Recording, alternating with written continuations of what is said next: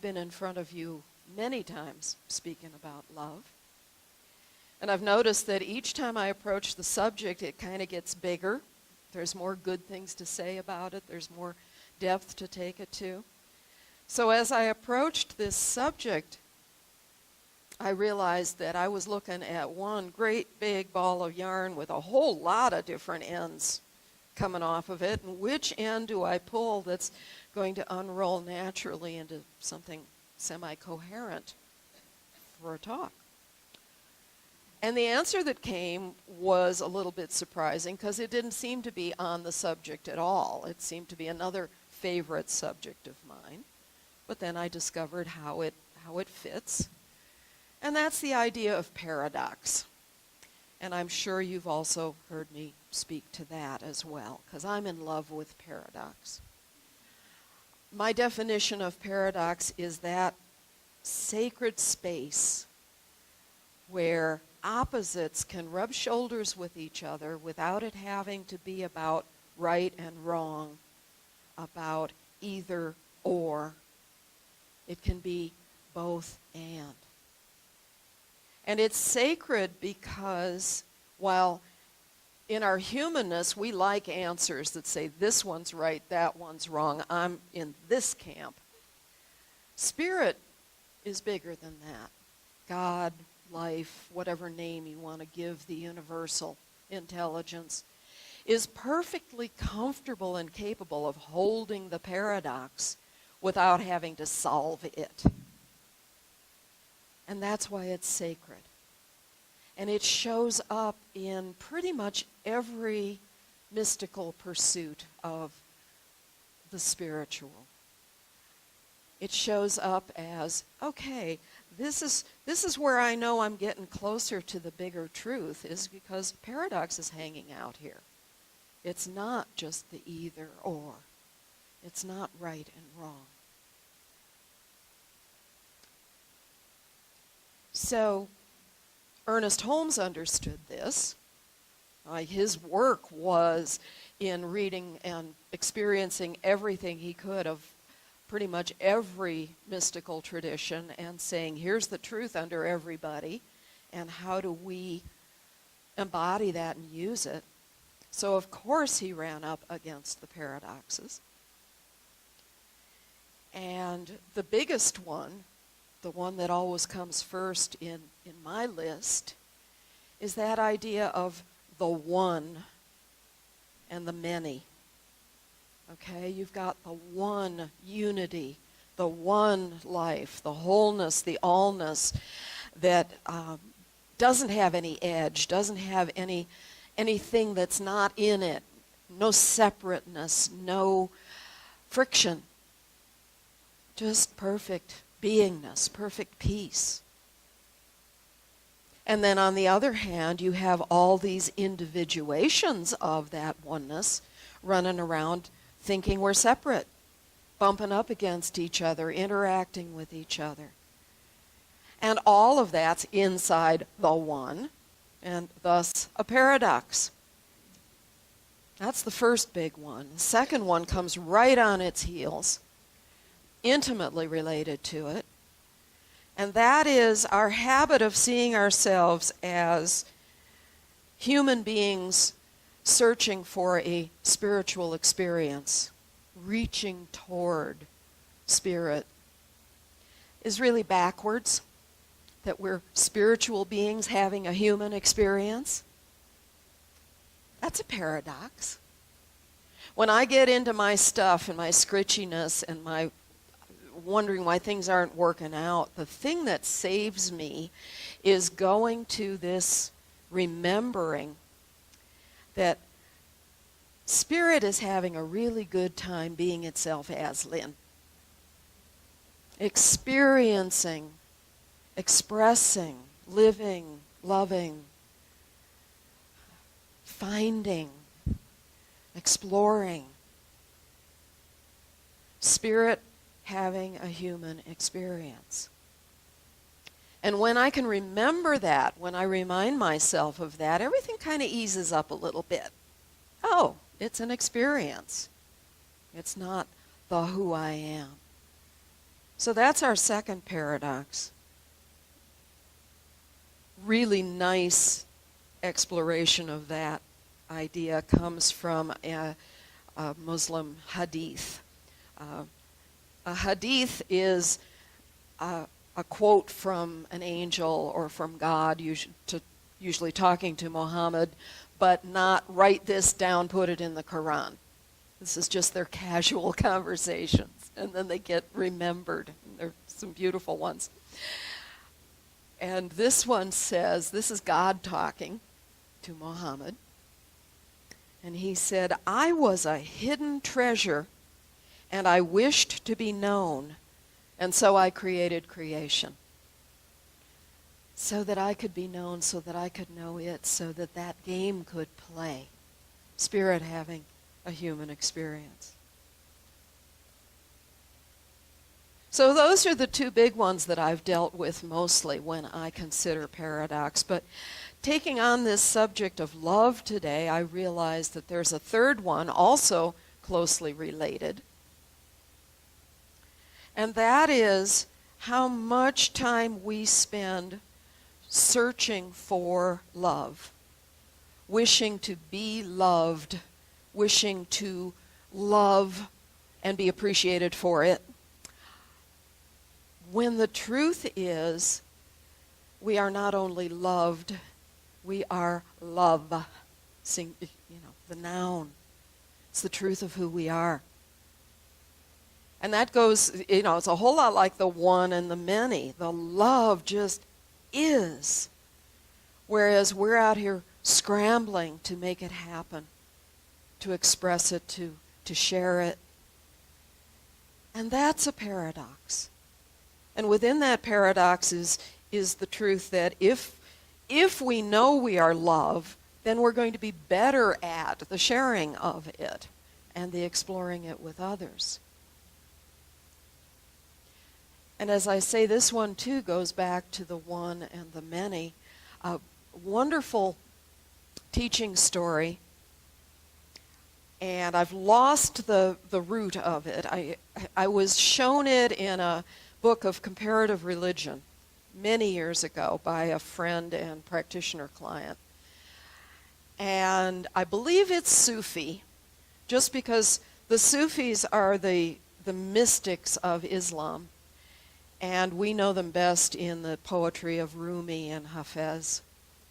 And yes, you do pronounce it Hafez. I learned that from a new friend whose birth language is Farsi, and she says Hafez. I'd always said Hafiz, but I'm learning. Okay. Anyway, there's all this yearning for the beloved. There's talking about God as the friend, where these guys absolutely understand that God's in here. And they're talking about the yearning out there at the same time. And that's why I think this is a Sufi story. And it seems there were these two scholars who were debating whether they wished to approach their own spirituality in the one or in the many. In the God is I am, or in the yearning for the beloved. And as they argued their points, they realized they were never going to come to agreement, because it was their natural tendency to be in the one or in the other, though they both appreciated the other's perspective. And within the argument, finally, the guy that was talking about the beloved said, well, here's how I can explain myself to you. He says, I don't want to be sugar. I want to taste sugar. Okay? If you're the one, if you're the wholeness, if you're just sitting there in perfect peace, you're sugar. I want to taste sugar. I want to connect with sugar, yearn toward sugar. So I find that very sweet, pun intended. And I also find it similar to my own approach to our philosophy. I spent the first many years after discovering Science of Mind, being really clear on how much I wanted to let go of the other idea, how much I wanted to make sure all my language, all my prayer, all my thought was centered in God right here, right now, in as me, not out there to be talked to. But then as I grounded in that, as I got comfortable knowing that, it became possible for me to loosen up a little bit and talk about out there, because I knew that the truth was in here, and the metaphor of tasting sugar felt good. So there are times that my personal prayers will talk to Spirit. Okay, God, what do I do now? All the time that I know God in here is guiding me perfectly.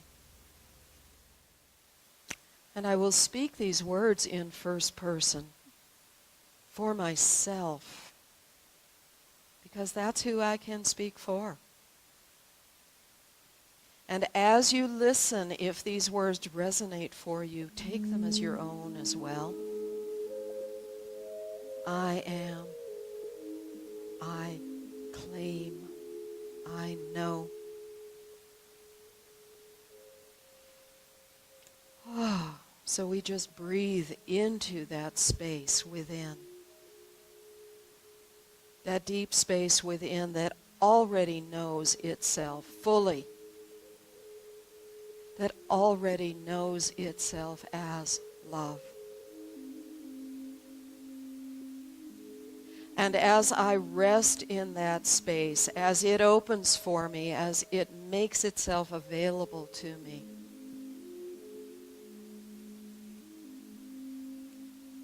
it is so easy to trust it, to relax into it, to allow it to be the truth that has always been true. One life, one allness, one wholeness, one love, wisdom. Living itself as every bit of its creation, as every exchange of energy, as every individuation, every human, every living being. And every situation we find ourselves in. If God is all there is, then this is that. Then I am that. And so from that knowing, I speak my word. I know and claim for myself a deeper awareness of the love I am. A clearer, easier access to that truth in the moments that I get confused or angry or frustrated or stubborn or sad. Love is there, being itself as me. Love is the truth. And I stand on that truth and I trust it. And so I know that as I stand, I can and do gently and easily and lovingly move forward in the world, in all my relationships, in all my connections, in all my situations, to show up as love. Because love is the only answer. And knowing that, I can trust the inner guidance that leads me into the right words, the right actions, the right yes, the right no, in each moment, grounded in love.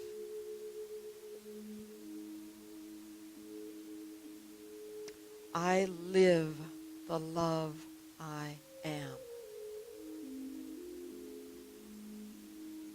And I am so grateful for what it feels like to be in this feeling, in this moment, in this prayer. To know these words are true. And I am so grateful to know how these words move outward into expression, into manifestation, into showing up in my situations and circumstances in the next moment and the next, in the next day and the next. Because these words have already been implanted in that soil that we call the law of God. That knows only to say yes, that knows only how to nurture and grow and manifest our thought into space and time and experience. And so I'm grateful for how that shows up in expected and unexpected ways. I am grateful for the good that is expanding ever outward as love expresses itself through and for and as me. And in that gratitude, in that deep, deep gratitude, I release this word. I let it go. I let it be. I know it is already so. And together we say, and so it is.